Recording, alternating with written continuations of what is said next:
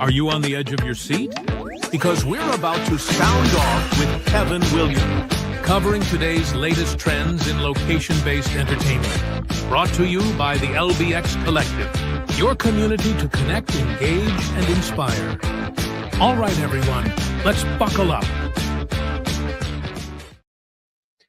All right. Well, welcome everybody to Sound Off with Kevin Williams. This is number 96 for October 28th. Kevin, my friend, how are you doing? I'm doing well, Brandon. How are you doing, more importantly? I'm doing great. Great. It's a good week here. It feels like fall. I love fall. It's my favorite season of the year. So I'm ready to go. Yeah, I like fall in other countries. Here it's wet, windy, and beginning to be cold, and the leaves are falling off. So yeah, that's fair. That's fair. The mix. Well, the mix. Let's. I guess we'll just dive into it then. And how are you going to change my mind? Well, we've been touching upon it quite often in Sound Off, really. In Open and Shut, and I thought it was time that we, grabbed the lance, as it were, and touched upon, how the amusement trade is going to address the new claw machine craze. I have, as you would expect, I'm a very opinionated individual, and I have some very strong views about these clawcades, as they some people like to call them. I am a fan of the new wave claw machines. They mirror a lot of the UFO systems that we saw achieving such success in Japan. But also I am concerned that this is a mushrooming business that has a lot of questions about it. We have three serious concerns about clawcades. Number one, are they being run honestly? There have been problems in Hong Kong, especially as well in North America, of clawcades that are obviously scam facilities where the claws have been manipulated, or the products on offer don't marry up with what they're given after they do their swap out. We also have the issue of what's the longevity of these businesses. Are these going concerns, or are these pop-ups?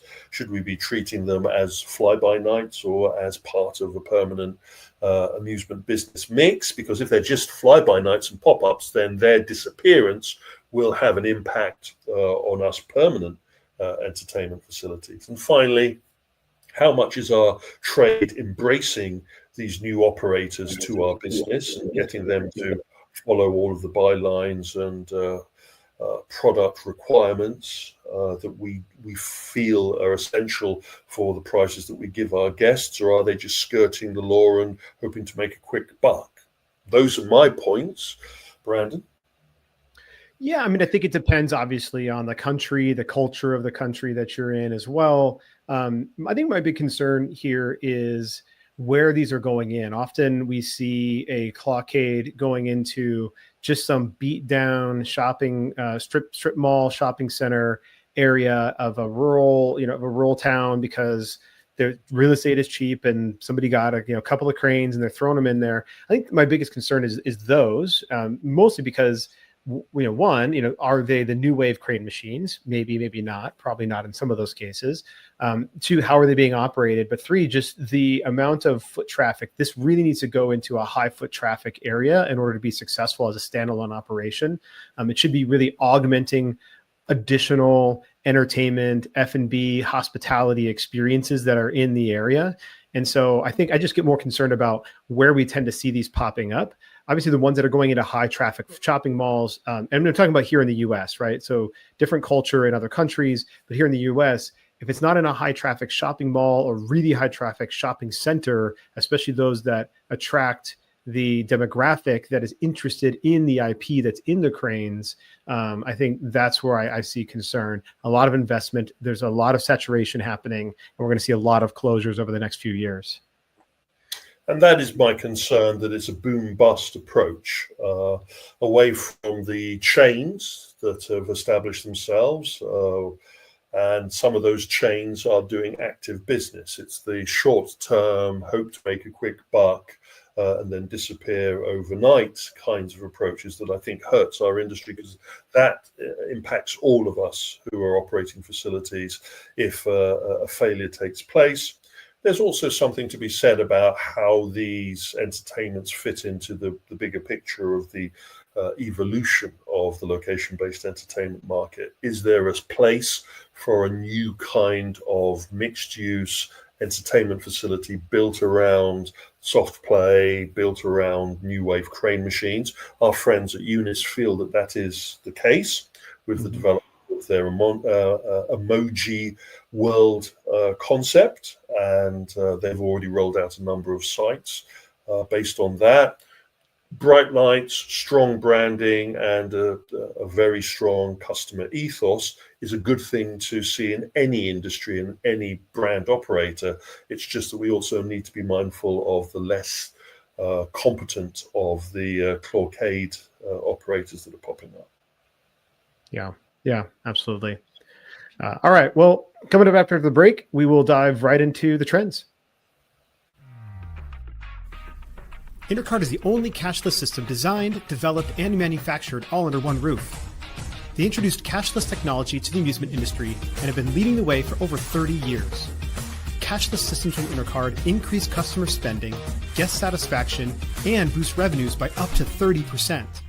Intercard is so proud to be serving the amusement industry, and if you aren't already part of their global family of customers, they hope you will become one soon. Well, thank you, Intercard. And jumping into the economy side of our business and the impacts of the economy on the global market has impacts for businesses that you would have thought were a little bit more robust in these conditions. And it was surprised to wake up to the news that Pizza Hut had fallen into administration. But as always, there's a lot more to the story than the headlines on the websites. To be exact, it is the franchisee of the Pizza Hut operation in the UK. It is also the operation that has newly taken on control of this franchise. It's a very profitable franchise in the UK. Anyway, the parent company, the Yum Brands, has jumped straight in, and of the considerable number of facilities that they operate in the UK, they've managed to save about 64 of them. Sadly, 68 of those will have to go to the wall due to the way that the administration is taking shape. There are a lot of people scratching their heads why such a successful brand and a proven moneymaker brand during this particular condition has fallen into administration. There are a lot of questions being raised about the new management team and the new owners that have taken control of this. Yeah, and this is a pretty remarkable number. I mean, 139 total locations DC London Pie operated, and 68 of those are now permanently closed, which is also just remarkable. It's really sad for the employees of each of those locations as well. But then 64 of those locations to be saved by Yum Brands, also speaks a little bit. I have to think to the fact that if Yum Brands, it depends how fast this all came together. But I would think that if it did come together in enough time for them to have some sense for which sites were operating well and making money and which ones weren't, that, look, if over half of your sites were subject to closure and the parent company only wants to take over 64 of the overall 139, that tells me that something was going wrong at those other 68 locations, to the fact that because otherwise Yum Brands would have come in and stepped in and taken over the others as well, right? So they clearly thought that there was something going on there. They couldn't hold their nose for those 68. Now, is that the fundamental reason of why DC London Pie has had problems? Is there a franchising or a rental or a real estate issue? Are these brands being run badly? The questions just grow and grow. But you're quite right that if Yum Brands has had enough time to actually salvage 68, then it shows that they've had enough time to also evaluate the 64 that they didn't take. And we will see how far this is going to go. Is this going to be one of those stories that's going to be brushed under the carpet and moved on very quickly, or will the media feel that this is worthwhile talking about all those individuals? On average, a Pizza Hut facility in the UK will have at least 10 members of staff if not more, not including the delivery service component that is going to be impacted by this. All I know is Domino's must be rubbing their hands at the news. Moving away from the economy to the biz, and we've touched upon the growth of the immersive shared reality experience, and we've seen a new entrant throw their hat into the ring, a mixture of an immersive destination with an edutainment. Groups of 45 people put on the head-mounted display and wander around an adventure experience in a free roam environment. These are growing in popularity, this approach, though again it is a question about, do you have enough content available to you to make this more than just a one and done experience? Yeah, I mean, I think the one thing I was thinking more about this, because we did talk about this, we just touched on this briefly at Open and Shut on the LBX show. They've the two shows, they have one that is about dinosaurs and history and that kind of thing. Then they have the Horizon of Khufu. And I think the one benefit here is that they chose, even though we've heard of Horizon of Khufu, it's not necessarily that well distributed at this point. I think I have a total of 8 locations, but, they have a separate website dedicated to the Horizon of Khufu. It's powered by Fever. And when you do choose your city, even though this particular location isn't run by Fever, it's actually run, by this separate company with Fi Studio Montreal. They have the Chicago location actually on the Fever website that takes you then away from the Fever site to the EXP website. So it is nice that they're getting some of that broader distribution and broader exposure. And so if somebody hears about the Horizon of Khufu and then wants to experience that in a different city, they at least will get that exposure through the separate Fever website in addition to their own website and their own marketing. Without going into too much detail, Fever has direct involvement with the content creation and the ticketing and the distribution of a number of these immersive adventure experiences. And so it is in their remit to promote their work, even though they're not directly operating it. But it is something that I'm keeping a very close eye on. There are a number of companies now that are throwing their hats into the ring regarding immersive adventure experiences, some positing more of an edutainment kind of experience, some positing more of a museum style experience. And we will just have to wait and see how much of this business can be supported by a one and done mentality, or whether they're going to have to embrace more gamification. Moving on, and it was pointed out to me that our friends in China have also been looking at their interpretation of a Netflix house approach to the business.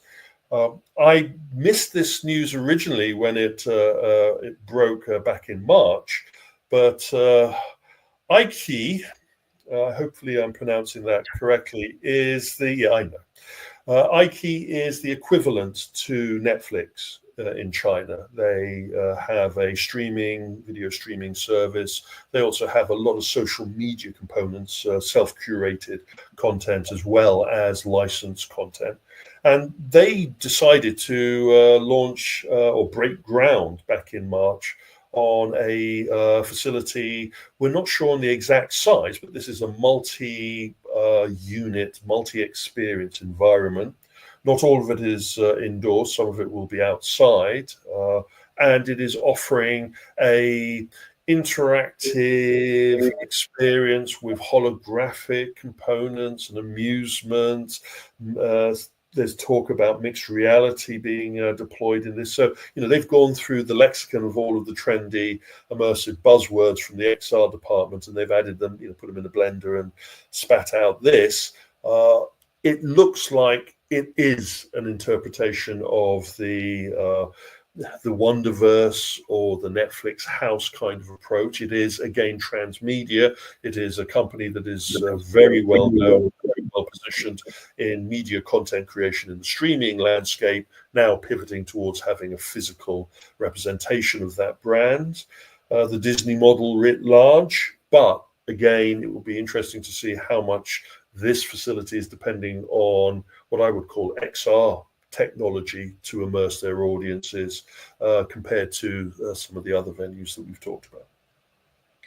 Yeah, this feels very much like more of a Netflix house, hopefully, than a Wonderverse. Yes. At least given some of the imagery that's out there, and yes, it's concept imagery, so we don't really know, but it does feel more like a Netflix house than a Wonderverse, Sony's Wonderverse. So yeah, hopefully for their sake, it's closer to Netflix house. Well, we're hoping that all of them have created the right mix of entertainment that's going to warrant their existence. But again, Netflix House isn't the only game in town at this moment in time. And then talking about the game in town, and we've walked into some real difficult positions for the Disney Corporation. Their current chairman and CEO made it very clear that he saw a fantastic list of films about to be launched for the 2025 season. And now, as we come to the end of the 2025 season, out of the seven tentpole films that he's released, it should be 8, but I'm not including Freaky Fridays on this list because I just do not see that as a tentpole, no matter what the media is trying to do. It was a flop anyway. But out of those 7 or 8 films that came out, only one of those has generated a successful revenue return, and that's Lilo and Stitch remake. The list goes on and on of all of the failings, and we've had a John Carter moment with Tron Ares. So let's get this right. Tron was a flop when it first came out in the 80s. Its sequel in the noughties and beyond came out, and it was a kind of flop. And now the third incarnation of this film is a mega flop. Someone's not really reading the tea leaves here regarding their audience. I'm not here to criticize the actors or the scripts or that. I'm here to criticize the green lighting process of walking into the same mess again and again. And as an ex-Walt Disney Imagineer, it is very close to my heart to see them making these kinds of rake-stepping moments for themselves. And it just plows incredible pressure on the octogenarian board and the leader team at the company. I have been taught never to bet against James Cameron, so we're hoping that the Avatar Fire and Ash is going to at least be a positive in the profit side. And I'm being told by all the usual pundits that Zootopia 2 will be a popular film. But if they're not, then this is an untenable situation that the corporation is finding itself in. And that may have led to the rumblings that we're now seeing of the changing of the guard across the whole of the Disney operation. A common trait that we're seeing, as you'll see from some of the other companies I'm going to be pointing out, of time to change the management and get onto a little bit more of a solid footing. I'm old enough, to remember when Michael Eisner was a co-CEO of the Disney company with Frank. And that kind of approach is being proposed again by well-placed investors and board members that may be the two front runners for the replacement to should be a joint partnership. That comes with swings and roundabouts. But again, I think that faced with so many flops and so many black eyes for the Disney Corporation, a complete change of guard and maybe a brand new approach to appease all sides of the aisle is needed. Yeah, I mean, I think given the context you just set up about the at least on the movie side, the flops, but we know, I mean, the movie side drives the theme park side as well, right? So without solid IP, solid attention and knowledge, and interest in what they're creating for the screen, both large and small, they're going to have less traffic potentially coming into their parks as well. So you need to have both of those things working really well together. And, I think, co-CEO opportunity here, we've seen this happen now in a number of different places. We're seeing, we've just talked about this, I think, like last week or the week before, about seeing more co-CEOs pop up. This could be something that Disney needs to just shake up the current issues that they're seeing right now, in their media side of the business. Part of the reason or the excuse used for taking another bite out of the rotten apple of Tron was to help promote their brand new coaster system that has been installed in a number of parks based on the Tron legacy. To have a major flop means that you've just hurt yourself. It's sort of like opening up a water park attraction in your facility and then having the film you've based it on flop. Oh, Water Worlds. Oh, yes. Sometimes you can get away with it. But in this particular case, we need both of the transmedia operation components to work well. And the current management has shown that they are lacking. Some would say sleeping at the switch. I'm just going to say I think they've had a good run, and it's now time for some new heads under the new generational term to take control. But saying that, we're not alone. There are other corporations and investor bodies now looking at the management team running their parks or their entertainment divisions and feeling that it's time for a change. And Merlin Entertainments has been in the black eye machine manufacturing mines for a period of time. They're going through their own problems at C-suite level, but at operational level, they've just announced the appointment of a new CEO for their Alton Towers Park, their largest of the parks in their crown, as it were. Interesting pick, individual, brings a lot of energy to the position, but also is an interesting possibility that he may not get as much time of his feet under the table of Alton Towers before other developments come along within the parent company. And then we've had the obvious Night of the Long Knives within Six Flags. We've been talking about them a number of times on Sound Off regarding some unusual business decisions that they've made. We've now found out that the board is gone through some transitions.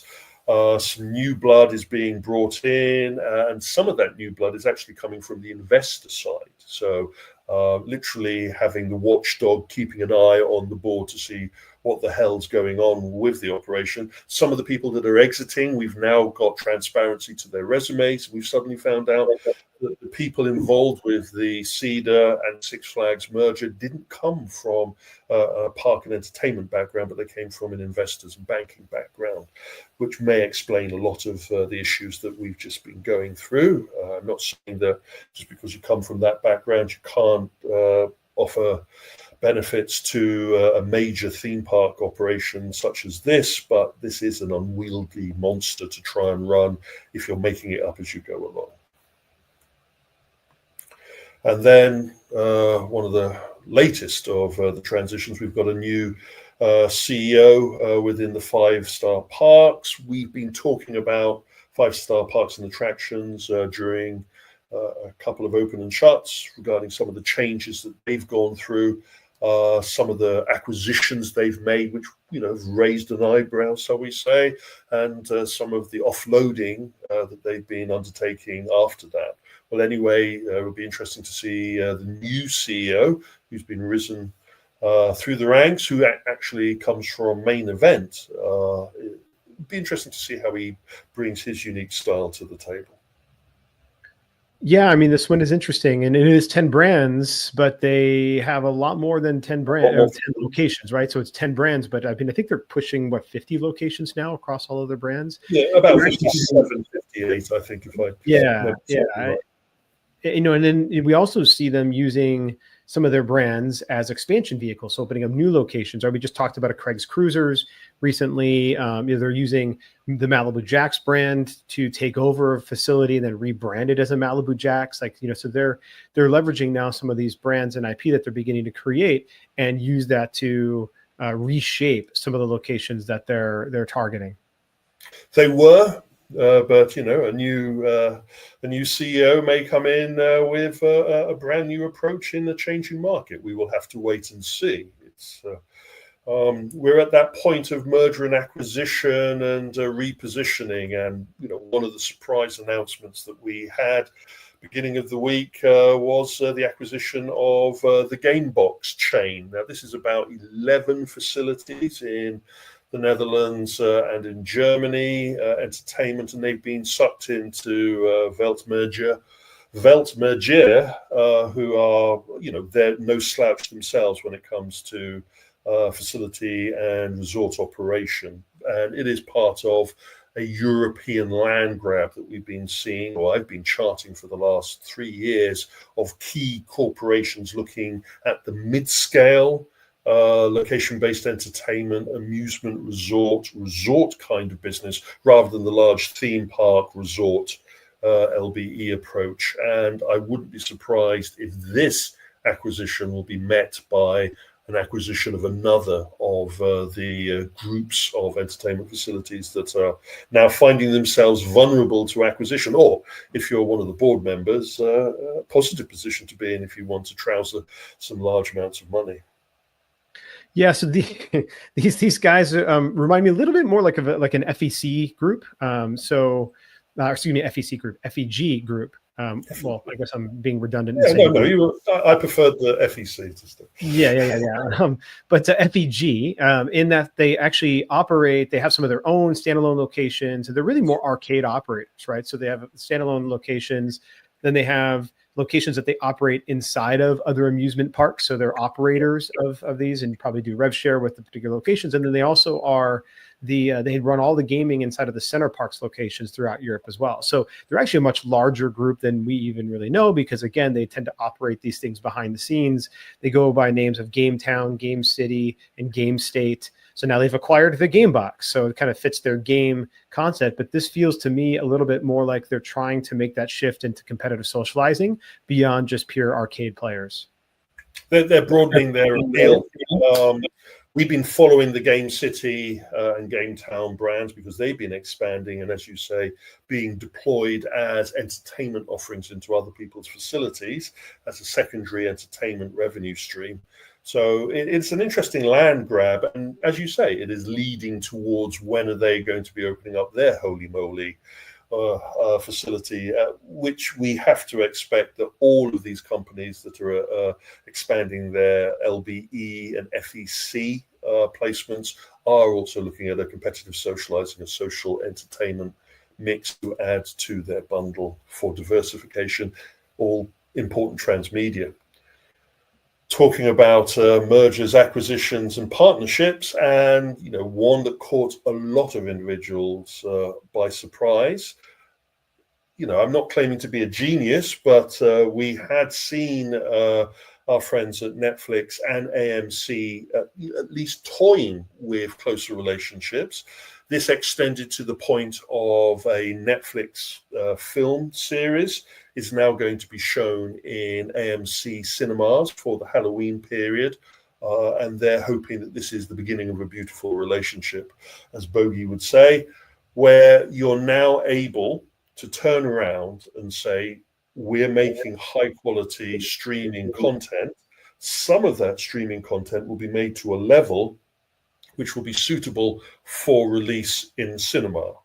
If you're releasing in cinema, you have 3 benefits. Number one, you have all of the people that are members of your streaming service. They're all members. They all have cards and accounts. They can be offered discounts to go to these cinemas now and use their ticketing systems, possibly to get cheaper discounted tickets, to get early access, or to get discounted merchant food. So that is guaranteeing AMC a certain number of attendance. They won't have dry periods. But from AMC's perspective, this is very important. It goes all the way back to the listing all of those lovely flops that Walt Disney has been dealing with. If you're AMC, you don't want flops. You don't want to have empty cinema auditoriums with no one coming to see Tron. and I can show you video of people going to the first screenings of the new Tron and being all on their lonesome. That is a nightmare for the movie theater companies that are just coming out of the chaos and confusion of the movie theater industry apocalypse and COVID. So this kind of relationship with Netflix is the beginning of something very big, and possibly that transmedia operation that I keep on talking about, maybe next door to Netflix House, there is a possibility of a Netflix+AMC kind of high-level cinema stroke entertainment stroke refreshment operations some way down the road. This will start a arms race in the cinema sector towards closer relationships with streaming operations.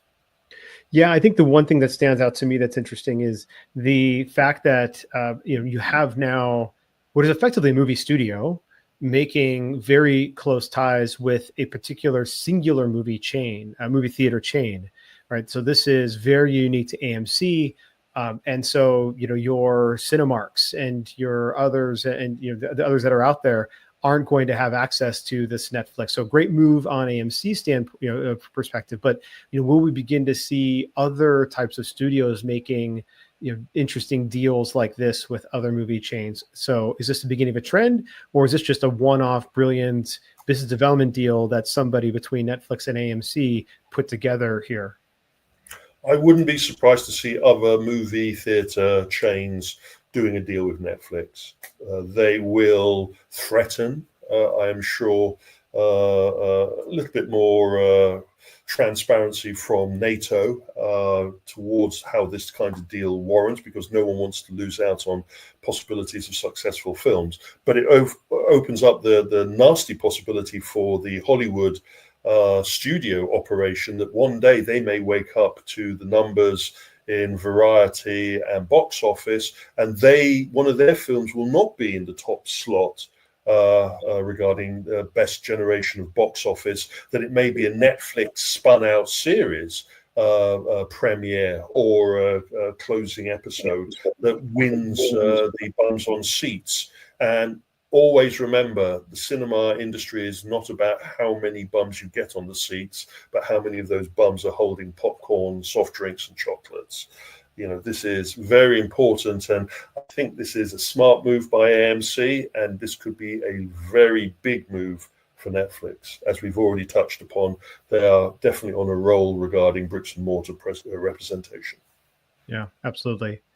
All right, well, coming up after the other quick break, we'll continue right into the trends. Power up your game floor with Arcades by Alan One.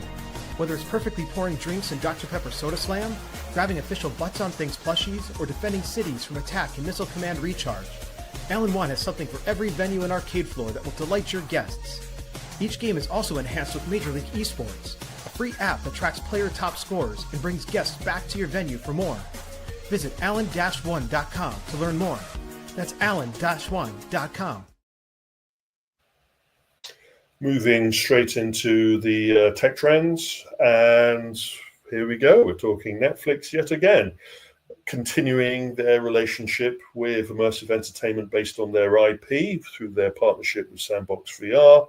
This is now their third partnership on an IP based upon their properties, and kind of gives us a snapshot to what I was touching upon earlier with AMC, where you're using your IP to get people into a facility to try out a unique experience based upon that IP, but in a physical experience.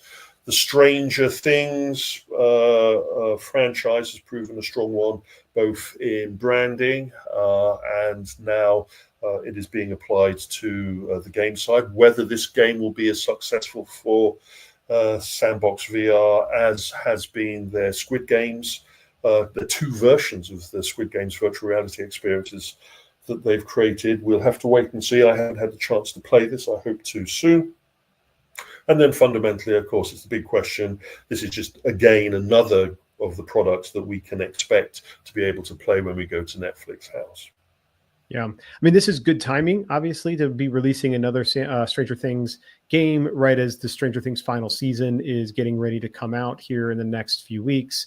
So good timing on their front, but Halloween. it also, yeah, well, Halloween is certainly as well.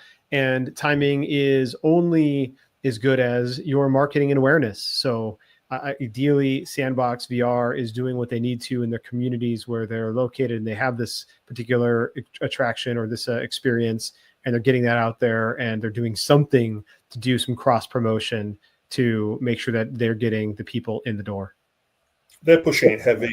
I'm seeing people reviewing and talking about this in certain areas that I would not normally see people talking about location-based VR attractions, which makes me giggle to think about how much influence is being applied from Netflix and Sandbox to make sure that these products are now getting the due representation that they should do.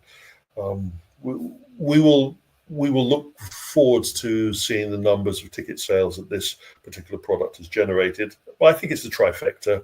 It's good timing to have it for Halloween. It's a strong IP based on a popular brand, and also the Netflix series is just about to ramp up with its next iterations of this.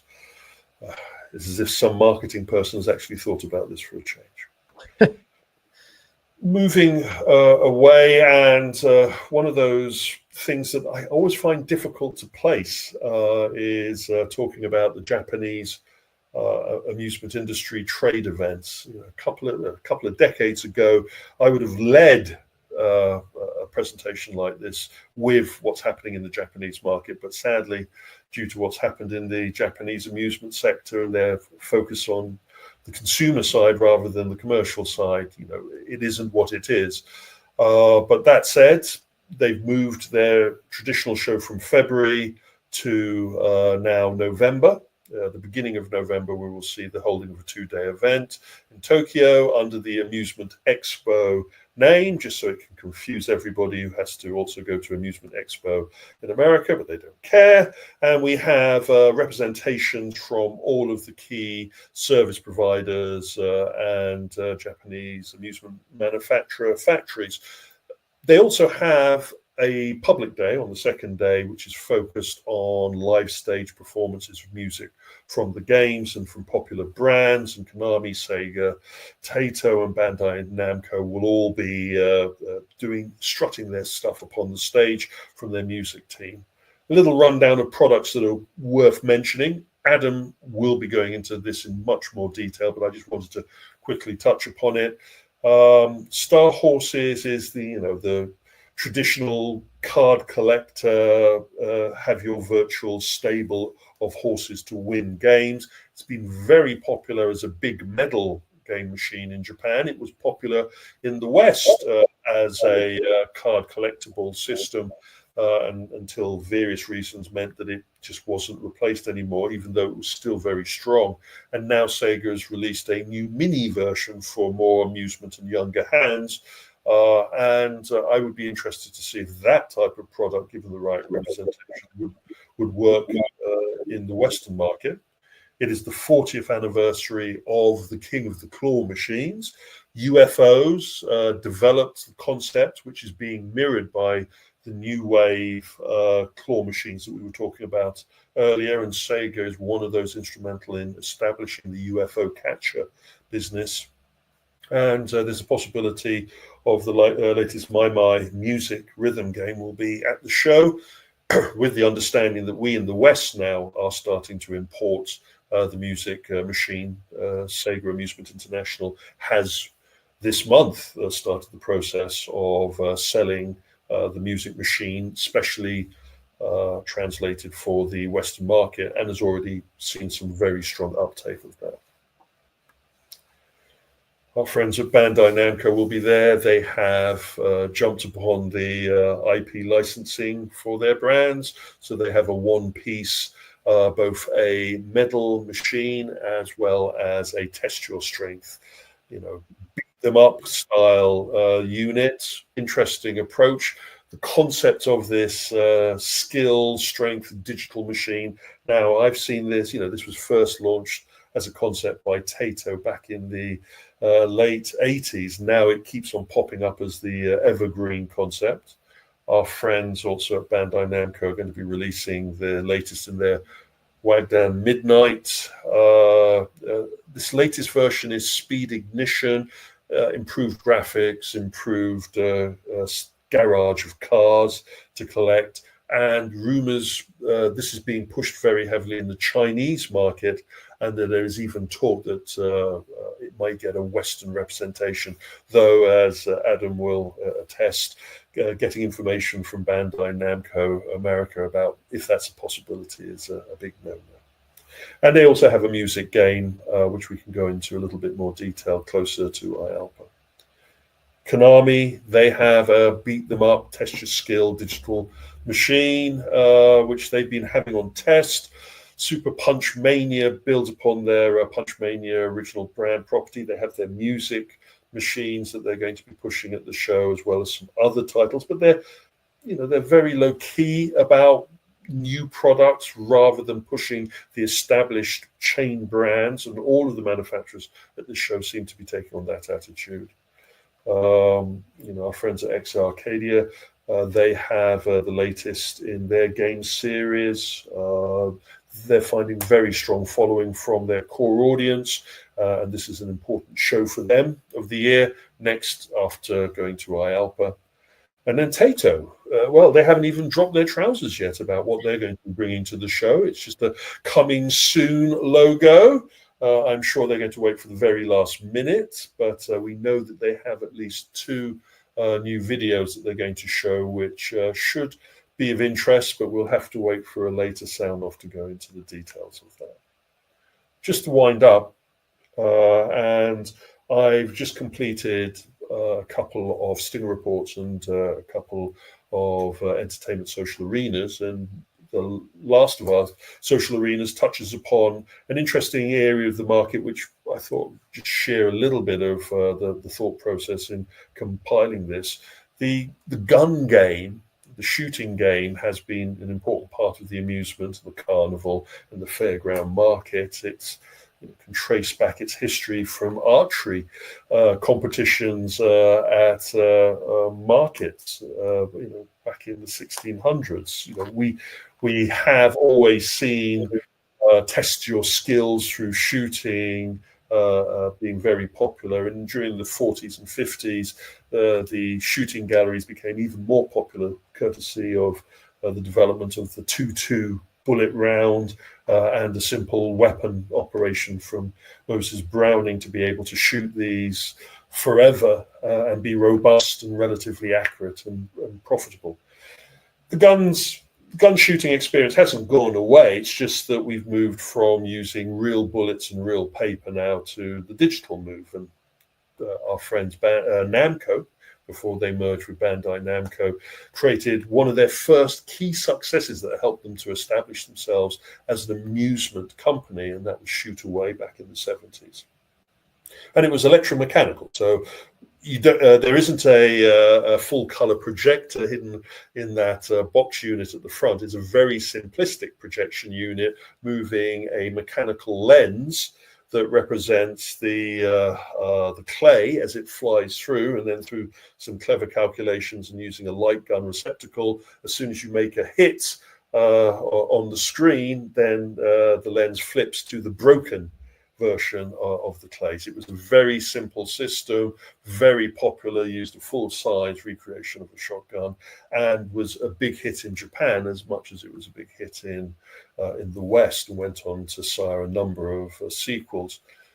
One of those shooting games that we're all very familiar with is, of course, Big Buck Hunter. Since its start in the 2000s, Playmaker got it nailed. Pump action shotgun game has created a vast market around it, even now having Buckfest championships. I've sort of pointed on non-human blasting shooting games. Obviously the amusement industry has embraced the shoot all the zombies you can, or shoot all the enemy opponents you can, or shoot all the baddies, villains, the virtual cops. But really, fundamentally, from the shooting gallery to really here with Big Buck, we're dealing with either sports shooting at game or animals, or at clays, or at targets. And that is the kind of thing that has moved on to the next level of the socializing industry, where we're now at a point where that fairground from the 1940s and 50s is now being brought inside. A lot more alcohol and cocktails has been added to the mix. People are now in social groups, and the competitive socializing shooting gallery experience has taken off. And I go into much more detail about not just Clay's. I was lucky enough to go to the opening of one of their new facilities recently, and we talk about the transition of their brand. But I also talk about some of the other companies that have also opened competitive socializing, shooting gallery kinds of environments that really borrow very much all of their application from the carnies, but also from the amusement side.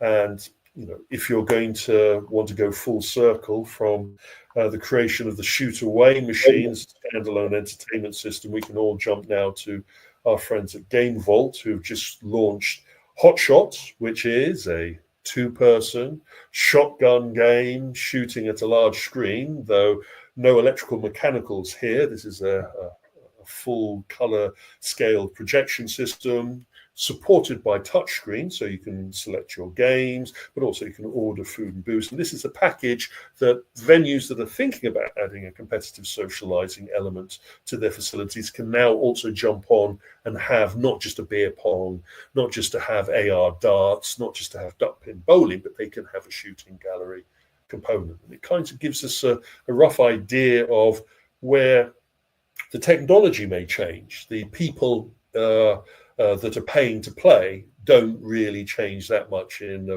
what they like and what they don't like. And going back to the proven favorites, such as the shooting gallery experience, seems to be a concept that is doing great deal in our sector at the moment. Anything to add, Brandon, to that? No, I mean, that was a great rundown. I think the only thing I'll say is, you're going to touch on it here. Obviously, the entertainment social arena, specifically the ones that you're talking about, are coming out actually this week. So you want to make sure to actually, not just listen here, but then go and grab that entertainment social arena. If you haven't already, you can get it on lbxcollective.com and then subscribe, so you get it every time a new issue comes out. Well, thank you for that. And of course, if anyone has got any corrections or any information that they'd like to pass on, contact details there linked in, as well as our email. And that just leaves me to say I wish you a good one. And let's see, 97 approaches now in the sound offs. We're getting closer and closer to that magic number. We're getting very, very close, very, very close. So we'll have to see exactly when that lands, given me coming right up on IAPA Expo as well. But until then, it's great talking with you, Kevin. It's been a great sound off with Kevin Williams. See you on the next one. Have a good one.